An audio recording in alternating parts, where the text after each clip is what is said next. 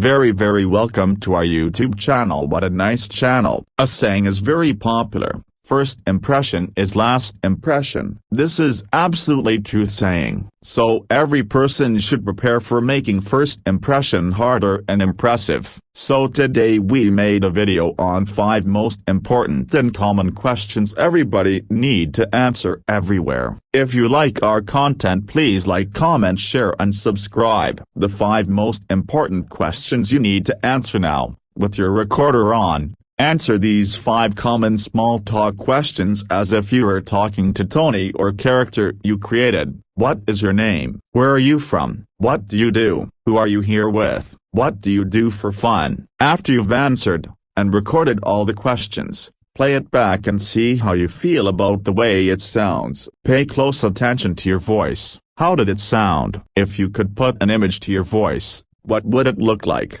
Did you talk too fast or slow? Keep these thoughts in mind for the next section because you will learn how you can adjust your voice to sound the way you want it to sound. Do this task one more time and add these simple strategies to each of your answers. Where are you from? Add something unique or informative about your city when answering this. For example, don't just say, "I'm from Fresno." Say, "I'm from Fresno, the city where raisins were first founded, as well as one of the largest blues music festivals in the nation." This opens the door for something interesting to talk about, and the listener will be much more likely to remember who you are by associating you with those unique facts. What do you do? If you give short 1 or 2 word answers, it is time for that to change today. For example, if you are a computer programmer, instead of saying, "I'm a computer programmer," you can say something that the general population can relate to, such as,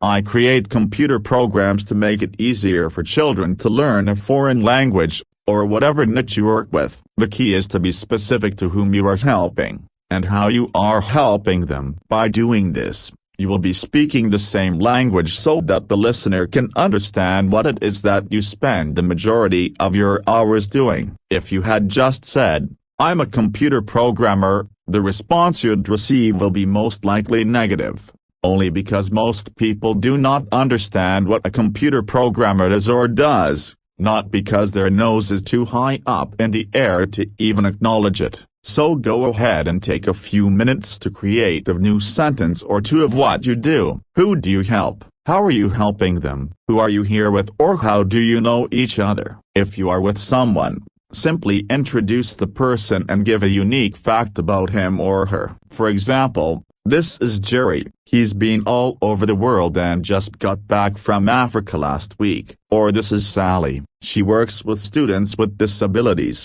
and won the Teacher of the Month award 2 months in a row." It is key to say something unique about the person you are with because it makes the other person look good, and they will appreciate it. And you will sound like a humble person who people want to connect with. If you don't know much about the person you are with, no problem, may ask them to tell you something unique about them. What do you do for fun? Simply come up with a few things that you enjoy doing in your free time. Whether it's golf, catching the latest flick, or meeting new people in coffee shops, make it sound interesting so that people can understand what you do for fun. When answering this question, it is key to ask yourself, "Why do I enjoy doing this?" For example, "Why do you play golf?" Therefore, instead of just saying golf, you can say something to help the listener understand why you play golf. You could say, "I like hitting the golf ball around with a few friends. It's good exercise,